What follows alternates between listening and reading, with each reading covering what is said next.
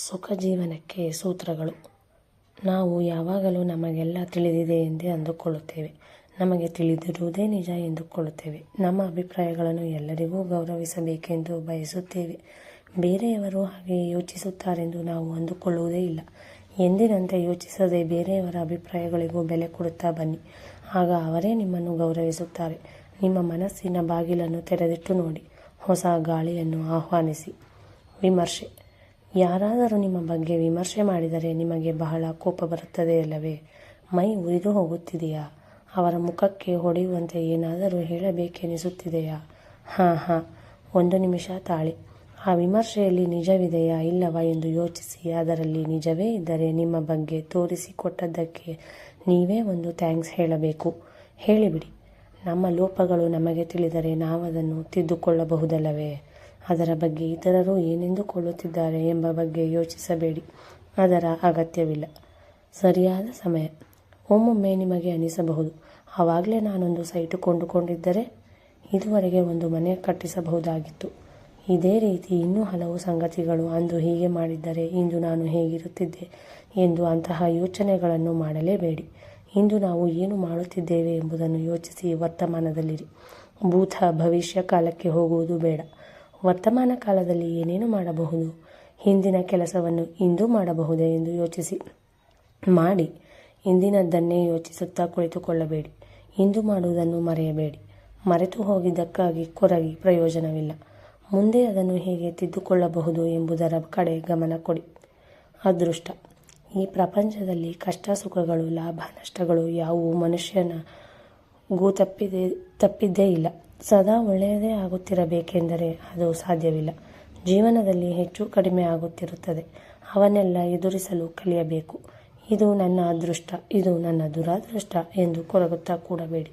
ಕಷ್ಟ ಬಂದಾಗ ಎದುರಿಸಲೇಬೇಕು. ಸುಖ ಬಂದಾಗ ಅನುಭವಿಸಲೇಬೇಕು. ಜೀವಮಾನ ಪೂರ್ತಿ ಒಂದೇ ರೀತಿ ಇದ್ದರೆ ನಮಗೆ ಅದು ನಿಸ್ಸಾರವೆನಿಸಿಬಿಡುತ್ತದೆ. ಜೀವನದಲ್ಲಿ ಕಷ್ಟ ಬಂದರೇನೇ ಸುಖದ ಬೆಲೆ ತಿಳಿಯುತ್ತದೆ. ಸಮಸ್ಯೆಗಳು ಬಂದಾಗ ಕುಗ್ಗಿ ಹೋಗಬಾರದು. ಅಳುತ್ತಾ ಕೂಡಬಾರದು. ಧೈರ್ಯದಿಂದ ಅವನ್ನು ಎದುರಿಸಬೇಕು. ಜೀವನ ಒಂದು ಪರೀಕ್ಷೆಯಂತೆ.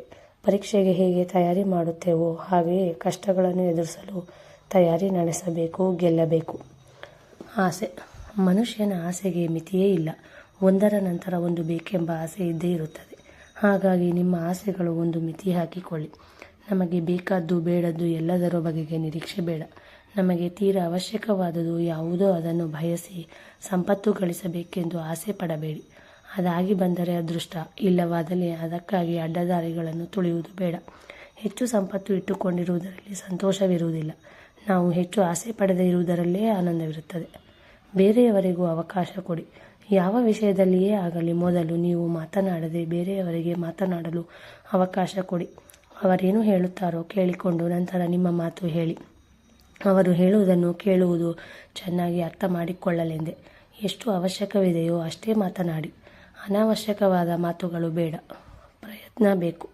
ನೀವು ಯಾವ ಗುರಿಯನ್ನಾದರೂ ಸಾಧಿಸಬೇಕೆಂದು ಬಯಸುತ್ತಿದ್ದೀರಾ.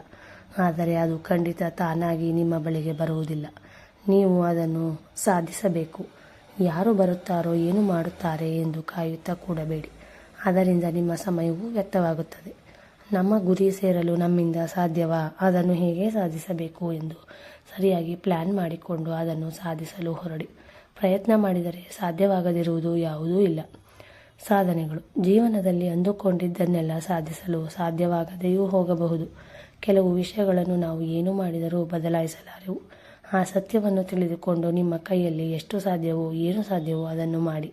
ನಿಮ್ಮ ಕೈಲಾಗದುದನ್ನು ಮಾಡಲು ಹೊರಟರೆ ಸೋಲು ಎದುರಾಗಬಹುದು. ಇಲ್ಲವೇ ಸಮಸ್ಯೆಗಳಲ್ಲಿ ಸಿಕ್ಕಿ ಹಾಕಿಕೊಳ್ಳಲೂಬಹುದು. ಧನ್ಯವಾದಗಳು.